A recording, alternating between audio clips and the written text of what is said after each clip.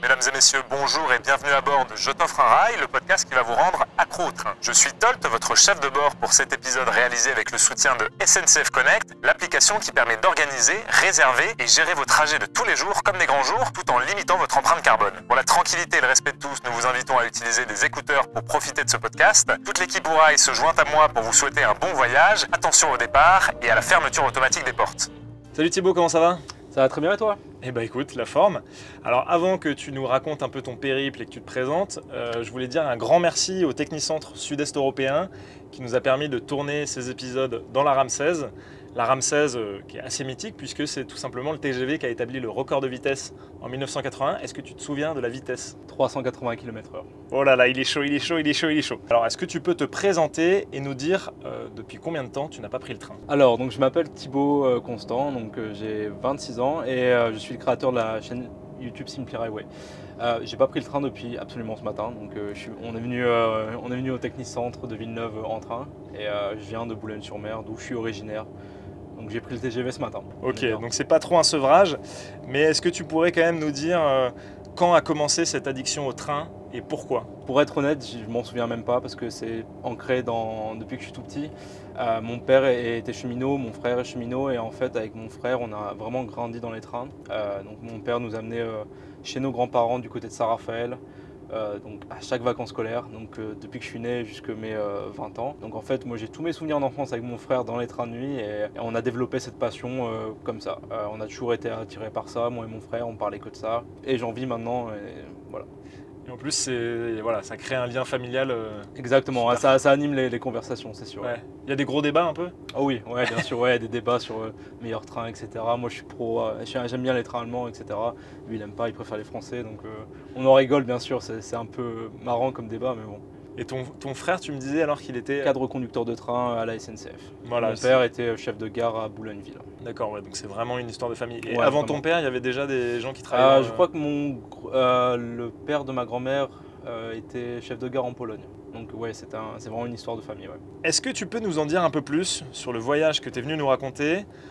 Quelle était la destination, les différentes étapes, combien de temps ça t'a pris, combien ça t'a coûté? Enfin voilà, là tu as un peu de temps pour nous parler de ce voyage et nous donner quelques détails qui peuvent peut-être intéresser les gens qui nous écoutent. D'accord, donc en fait l'objectif c'était d'aller à Istanbul en train, aller-retour, et de passer par deux endroits différents. Donc je suis parti de Lille, donc j'ai fait Lille-Paris, après j'ai fait Paris-Vienne avec le train nuit Nightjet. C'était la première fois que tu prenais le Nightjet Paris-Vienne?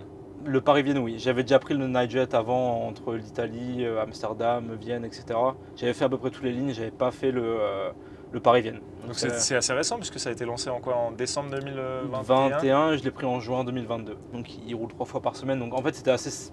J'aurais bien voulu le prendre en voiture au lit, mais vu qu'il n'y avait plus trop de place, j'ai pris en place assise. Je me suis dit que ce sera une bonne idée pour faire une vidéo sur... Ah, tu t'es fait en place assise? Ouais, je l'ai fait en place Ok. assise. Ouais, je l'ai fait en place assise. Et alors tu dors bien là-dedans?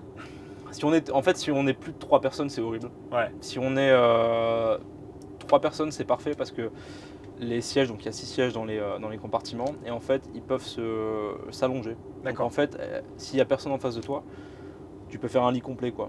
Et franchement, c'est pas dégueu. C'est pas dégueu. Non, Ouais. c'est pas T'as dégueu. réussi à dormir un peu? J'ai réussi à dormir entre Strasbourg et je crois que ça devait être Linz, je Ok. crois, donc à la frontière autrichienne. Et tu te souviens du prix ou pas? Je l'avais pris en interrail, je crois que la réservation c'était 20 € pour une histoire comme ça. Après je sais que le Nightjet c'est souvent aux alentours de soit une soixantaine d'euros sans réservation, enfin sans interrail. Après bien sûr ça monte plus cher pour les couchettes et les voitures lits. Et donc là-dedans, quand tu prends les sièges, on est d'accord qu'il n'y a pas de petit déj inclus? Non, c'est vraiment le strict minimum, on voyage et alors c'est très convivial. Apparemment j'aime bien prendre soit les couchettes, soit les places assises parce que vraiment on est pendant 16 heures on est face à face avec des gens et franchement la seule chose à faire c'est de se parler. Et honnêtement le temps passe limite plus rapidement que si on était en place couchette où vraiment on s'installe, on dort et voilà. Super, et bah écoute, je te laisse reprendre le fil de ton voyage. Donc on t'arrives a à été à Vienne. Vienne, donc j'ai fait quelques vidéos à la gare de Vienne parce que c'est un bel endroit pour les trains, puis pour ma chaîne c'était sympa d'en parler. Donc je passe la journée à Vienne et puis après vers 18 h j'ai pris l'Euronight Dacia. Donc c'est le train qui va à Bucarest, donc qui va tous les jours entre Vienne et Bucarest. Donc là j'avais pris une voiture couchette. Ouais.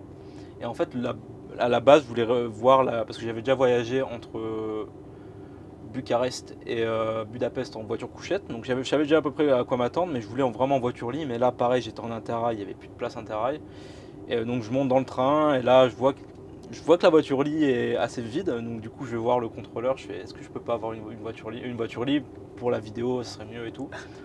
Et il m'a dit, ouais, t'inquiète, donc j'ai donné un petit billet, ça marche comme ça en Europe de l'Est. Et j'ai eu un compartiment, alors il y avait une douche, mais elle marchait pas, mais bon, c'était déjà sympa, j'avais le petit déjeuner le lendemain matin. Ce qui était vraiment super sur ce jour-là, c'est qu'il y avait des travaux entre Cluj-Napoca et une ville, je ne saurais plus te dire, mais du coup on a pris un détournement qui longeait le Danube.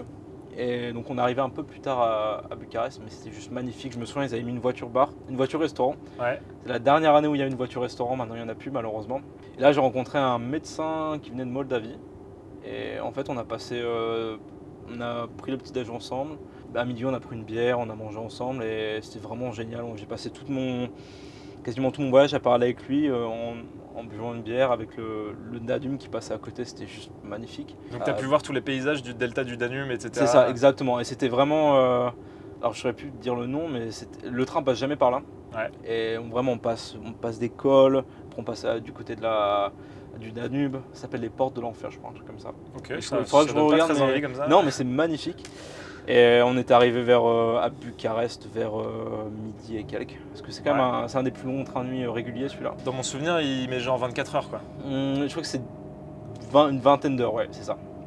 Mais bon, j'étais arrivé à Bucarest, donc en début d'après-midi. Et là, j'avais pris une nuit d'hôtel parce que le train que je prenais pour aller à Istanbul après, il part à 10h du matin. Donc il fallait que je dorme à Bucarest. Donc là, j'en ai profité pour encore découvrir Bucarest, parce que j'avais déjà été en 2019, très belle ville et je voulais vraiment revoir quelques endroits.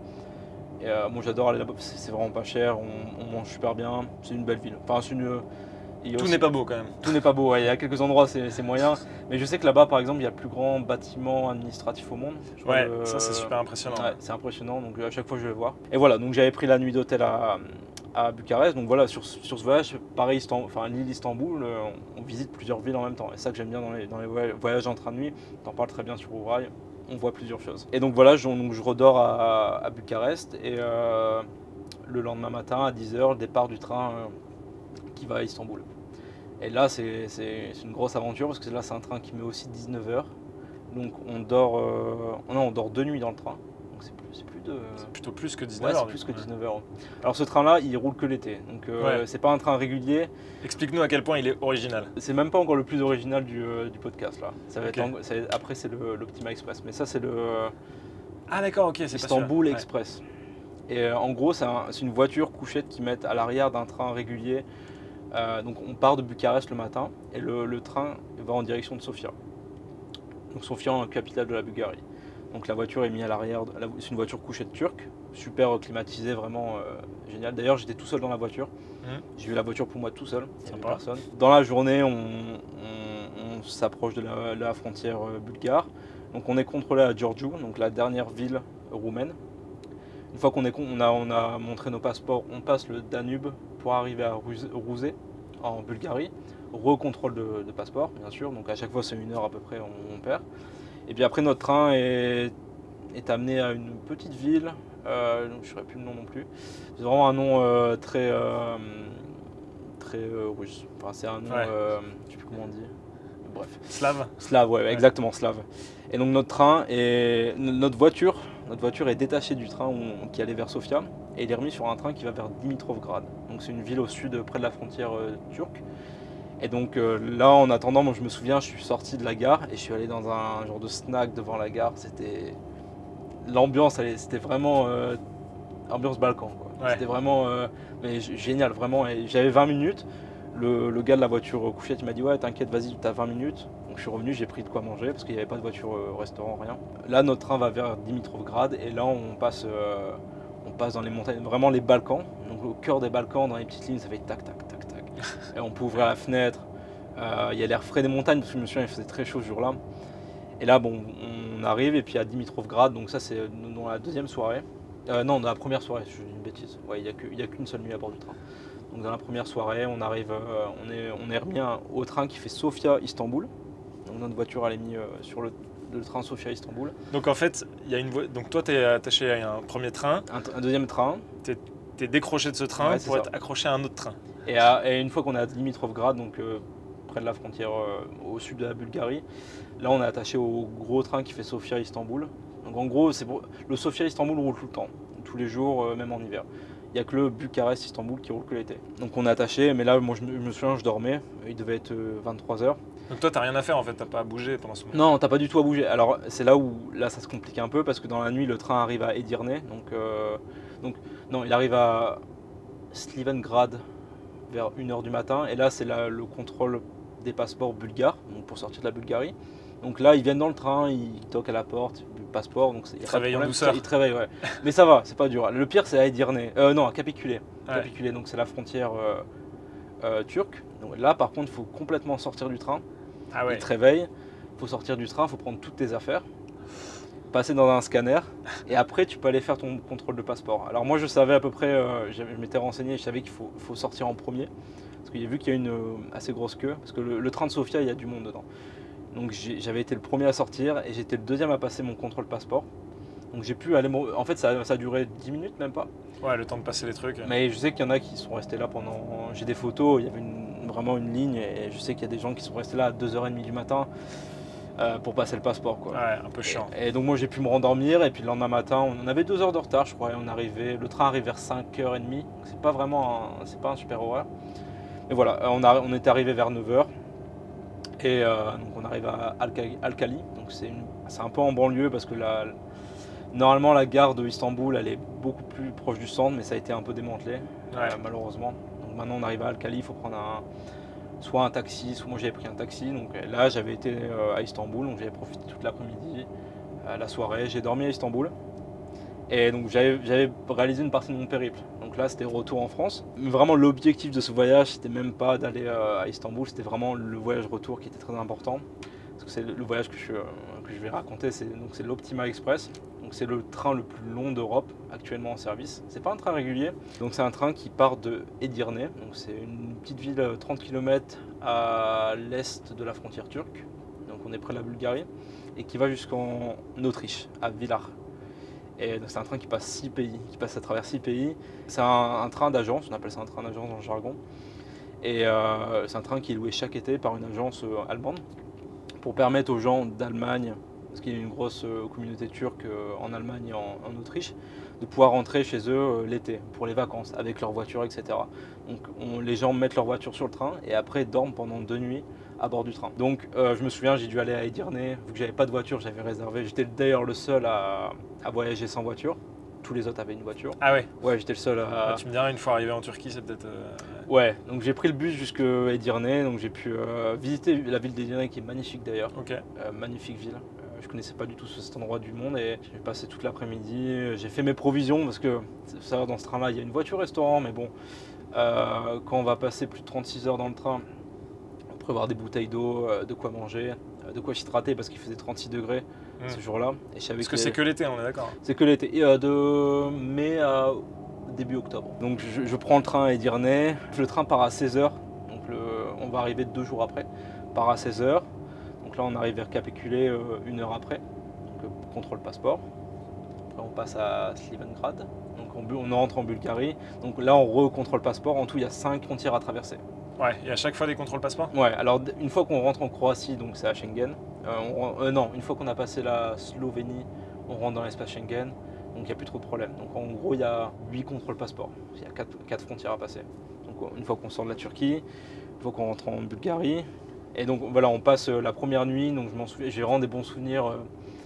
Le premier soir en Bulgarie avec le coucher de soleil. Et en plus, c'est des voitures couchettes où on peut ouvrir complètement la fenêtre. Et vu qu'il faisait chaud, donc on passe vraiment tout le trajet, j'étais à la fenêtre, mais j'ai des souvenirs avec le coucher de soleil, c'était magnifique. Et t'avais des gens dans ta cabine? Non, alors pareil, là j'ai encore réussi à... J'ai vu qu'en début de saison, c'est beaucoup de gens qui vont vers la Turquie et peu de gens qui remontent vers l'Autriche. On était 80 personnes dans le train. Okay. Et le train était grand, donc il y avait plein de voitures couchettes. Et moi j'arrive, j'ai pris ma place, il y avait 3 personnes avec moi et j'ai dit...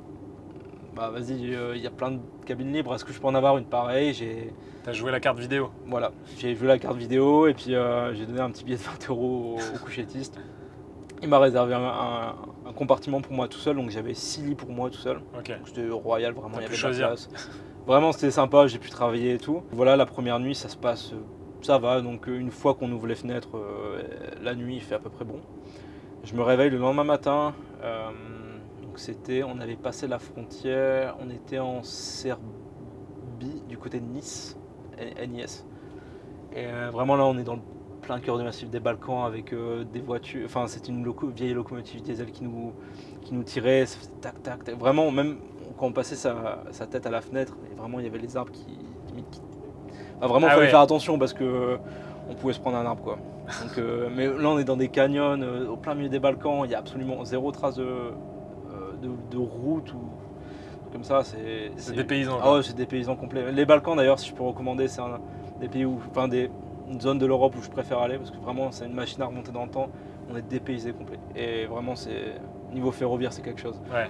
On peut ouvrir les portes d'accès. Enfin, c'est quelque chose. C'est une expérience. Et bref, on passe toute la journée en Serbie, donc les trains sont c'est assez long. Il faut savoir qu'ils sont en train de tout refaire leur infrastructure ferroviaire. Ils investissent beaucoup. Donc, on arrive en milieu de journée vers Belgrade, la capitale de la Serbie. Et donc là, on est sur des superbes infrastructures, la gare monumentale, etc. Mais on s'y arrête pas. Le train s'arrête de temps en temps à des gares pour jeter des poubelles, refaire le plein d'eau, etc. Mais le train ne s'arrête pas pour prendre des passagers. Donc on fait vraiment 36 heures non-stop. Il n'y a aucun passager qui monte, aucun passager qui descend. C'est vraiment un train dédié à la population d'origine turque. C'est ça. Et en fait, on arrive à Belgrade, donc le train s'arrête. Et ça fait bizarre d'être dans une si grande gare et qu'il n'y ait personne qui rentre. Puis après, on file vers la Croatie. Et là, je me souviens, franchement, c'était un souvenir un peu compliqué parce que la ligne de Belgrade vers la frontière croate, c'est une ligne qui est en très très mauvais état. Et la vitesse est limitée à 10 km/h. Waouh. Parce que les voies, vraiment, j'ai des photos, la voie par moment, elle est à la limite de casser. Ouais. Et cet après-midi-là, j'avais le soleil qui tapait sur mon compartiment, donc il n'y avait pas d'air et il a fait 38 degrés. Donc j'ai souvenir, mes réserves d'eau, je les ai un peu fumées cet après-midi-là. Mais bon, après on arrive dans la soirée à la frontière croate. Et là encore, contrôle douanier assez poussé. Mais bon, ça a été vite réglé et on pensait qu'on allait repartir. Et après, il y a la boss des douanes croates qui a décidé de se pointer et qui a dit moi je veux vérifier chaque voiture dans les voitures des gens. Donc elle a ouvert toutes les voitures, donc ça a pris du temps. Mais bon, c'était la soirée, il faisait frais, donc c'était pas mal. C'était plus supportable. Ouais, donc il faut savoir qu'il y a une voiture restaurant à bord de ce train-là. Et d'ailleurs, c'est une des meilleures voitures restaurants que j'ai fait à bord des trains. Ah ouais? Parce que la plupart des voitures restaurants dans les trains, c'est souvent du réchauffé et puis ils font quelque chose pas mal avec. Enfin, c'est rarement une plancha où on cuisine. Et là, ils ont un chef qui est à bord de ce train-là. Et je me souviens qu'en étant en Turquie, je le voyais découper ses patates et faire ses légumes, etc. Et j'avais mangé donc c'est du poulet avec du fromage, des frites et des légumes frais. Un vrai plat chaud, quoi. Un vrai plat chaud. Et je me souviens, je crois que c'est les meilleures frites que j'ai mangées de ma vie. Ah ouais? Vraiment, c'était avec un peu de fromage dessus. Franchement, c'était génial. Et j'avais payé ça. C'était vraiment pas cher. Ouais. Vraiment, c'était pas cher. Et ce qui était marrant dans cette voiture restaurant, d'ailleurs, c'est le seul train où je voyais où on pouvait fumer à l'intérieur du train. Je voyais les gens, il y avait même des cendriers marqués Optima Express dessus. Et je dis, mais waouh, c'était. Ouais, c'est retour dans les années 50. Oh, ouais, c'était quelque chose et tout le monde fumait, clope sur clope. Et je dis, bon, mais voilà, c'est une ambiance qu'on retrouve nulle part ailleurs. Même quand je parlais tout à l'heure des Balkans, là, c'est vraiment l'expérience ultime. Ouais. Vraiment, c'est une machine à remonter le temps. Et pareil, les gens, il faut minimum parler allemand ou turc, parce que même le personnel parle. Moi, je parlais que anglais, donc c'était un peu compliqué. Mais bon, on y arrive toujours, plus ou moins. Avec des gestes, des trucs. J'en étais à la frontière croate. Et là, donc là, deuxième nuit, là, je m'endors et je sais qu'on va rentrer dans Schengen après la Slovénie. Donc il y a encore pendant la nuit un contrôle, mais c'est rapide, on toque, on regarde le passeport, on se rendort, il n'y a pas de problème. Et là, je me réveille, donc on est le 3e jour. Et on est en plein milieu de la Slovénie, juste avant de passer la frontière autrichienne. Et là, on est dans le cœur des Alpes. Donc on ouvre la fenêtre, On est dans les Alpes. L'air est frais, l'air est bon. C'est vraiment beau les Ah panoramas. ouais, c'est magnifique. Et là, on rentre dans un tunnel où on arrive en Autriche. Et là, j'ai mes souvenirs, j'ai des photos de ça. C'est magnifique. Avec les lacs bleu turquoise en arrière-plan. Et c'était au mois de juin, donc les Alpes étaient complètement vertes. Et on est arrivé à Villars autour de 9h du matin. Donc c'était parfait. Donc j'ai pu dormir, reprendre mon petit-déj. Je crois que j'avais pris mon petit-déj à la voiture restaurant ce matin-là. J'avais fini en beauté. On arrive et moi j'avais pas de voiture donc je suis reparti à pied vers la gare de Villars. C'est une gare auto-train on appelle ça. C'est un peu excentré de la ville mais j'avais pu quand même faire ça à pied. Et je voyais tous les gens rentrer dans les wagons de fret. On appelle ça des porte-autos. Et reprendre leur voiture et tout content d'arriver à destination. Et on est arrivé à 9h donc c'était pas trop long. Moi vraiment j'ai passé un moment, il faisait juste chaud. Vraiment c'était... Ouais. Mais la transition entre la Turquie, je me souviens le premier soir, on voyait les mosquées défiler en arrière-plan et 2 jours après, on se retrouve au cœur des Alpes. C'est juste magnifique. Ouais, vraiment, c'est un côté et magique. on a passé à travers les Balkans, des pays vraiment l'ex-Yougoslavie. La plupart des bâtiments, il y a encore des impacts de balles. C'est vraiment c'est quelque chose, hein, mais c'est à voir. Vraiment, c'est une expérience. Et alors ce train, comment tu le réserves? Il faut aller sur le site de l'Optima Express. C'est un site qui est en allemand. C'est un peu compliqué à réserver. On ne peut pas le réserver en interrail. Hein. Vraiment, c'est un train qui est vraiment unique. Mais il faut aller sur le site et après, c'est assez simple. Si vous voulez aller en Turquie avec votre voiture, c'est vraiment une super option parce que ça vous évite la route dans tous les Balkans et franchement, ça peut être un peu compliqué, je pense. Donc, on rentre les données de sa voiture, etc. Mais moi, je me souviens, ça m'avait pris. Pas pris trop de temps, je m'étais juste aidé de Google Traduction parce qu'il n'y avait pas la traduction automatique. Mais j'avais réussi à réserver sans trop de problème. Et je crois que j'avais payé 150 € il me semble. Mais on passe quand même 36 heures dans un train, donc je trouvais que ça allait encore. Par contre, si on prend une voiture, c'est quand même beaucoup plus cher. Vraiment, c'est le train le plus unique qu'on peut faire. Et d'ailleurs, c'est le train qui prend la route de l'Orient Express, l'original. Quand on parle de l'Orient Express, c'est le train qui allait à Istanbul. Et le train prend quasiment toute la ligne. Pourquoi tu as choisi de faire ce voyage en train? Bon, je pense qu'on l'a un peu compris, mais est-ce qu'il y a, au-delà de ta chaîne et de la découverte de train, est-ce qu'il y a des raisons qui t'ont poussé à faire ce voyage en train? C'était vraiment le trip, c'était d'aller à Istanbul en train. Vraiment, c'était l'objectif. Déjà, pour ma chaîne, je voulais documenter ce voyage-là. Je me souviens, j'ai pris une photo devant une des mosquées à Istanbul et j'ai dit je l'ai fait. J'étais avec mon sac à dos et je suis parti de Lille il y a 2-3 jours.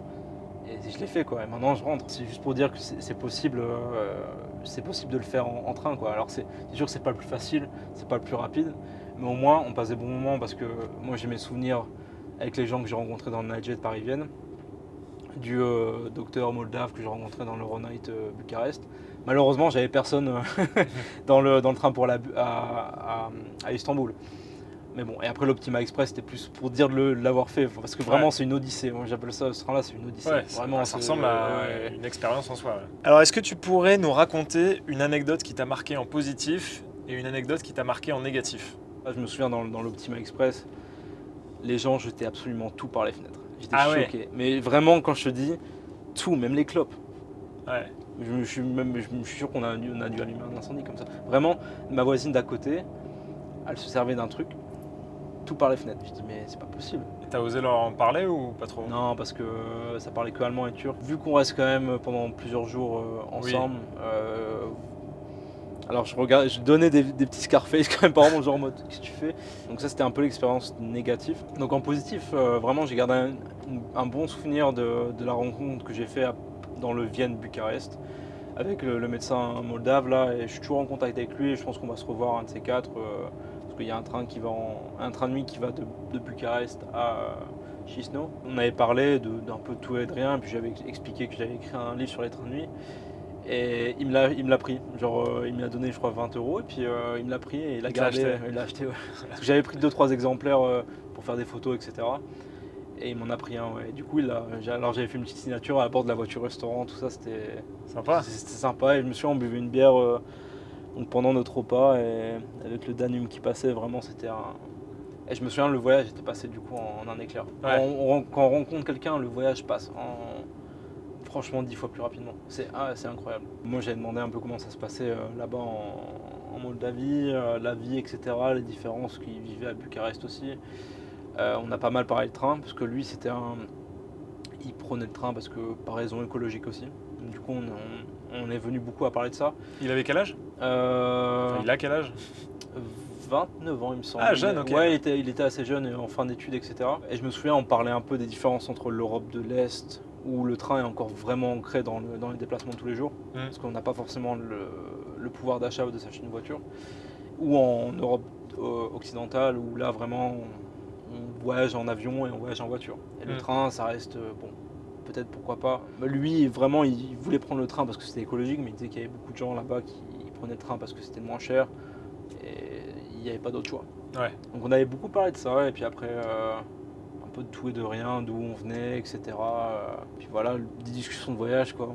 C'est lui qui m'avait expliqué un peu, j'ai parlé des portes de l'enfer, etc. Mais je crois que c'est lui qui m'avait expliqué cette région de la Roumanie. Mais j'ai eu de la chance sur ce trajet-là, parce que normalement le paysage entre Cluj-Napoca et Bucarest, c'est très plat. C'est vraiment la Roumanie, parce que la Roumanie, il y a une région un peu montagneuse au sud, et après c'est vraiment une grande plaine.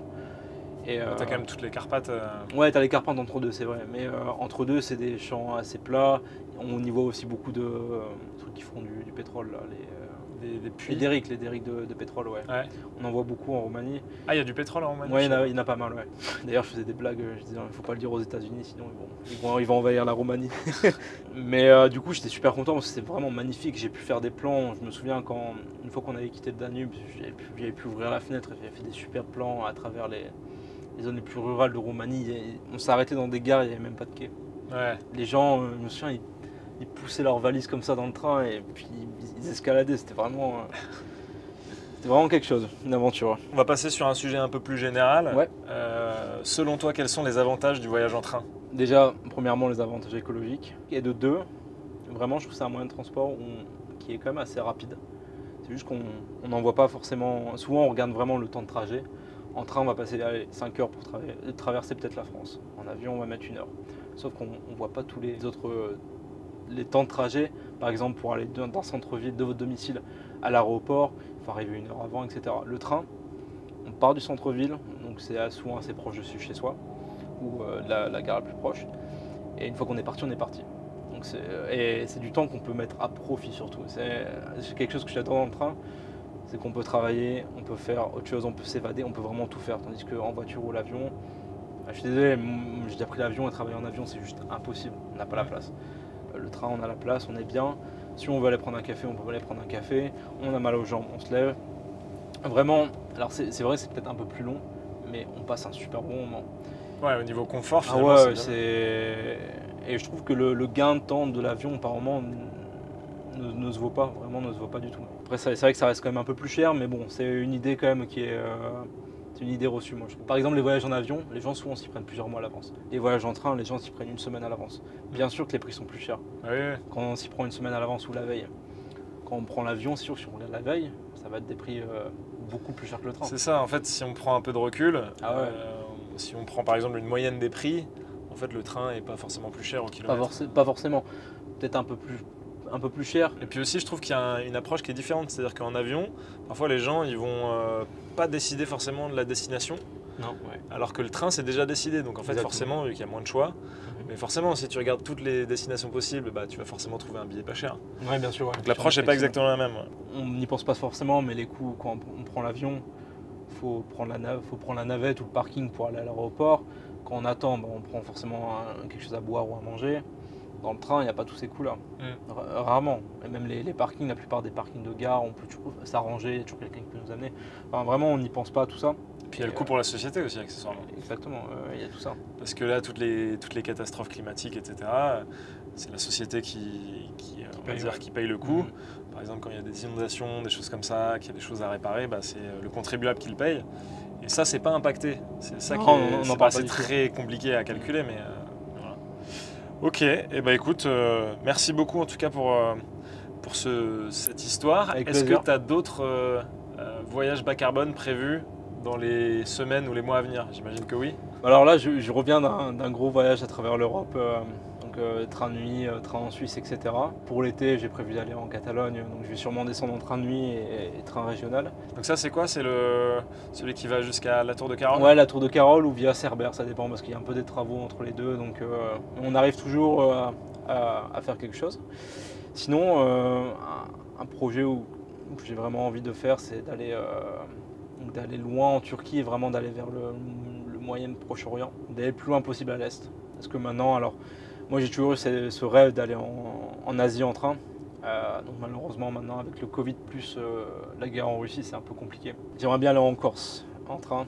Donc, parce que j'ai pas encore fait des vidéos de train en Corse.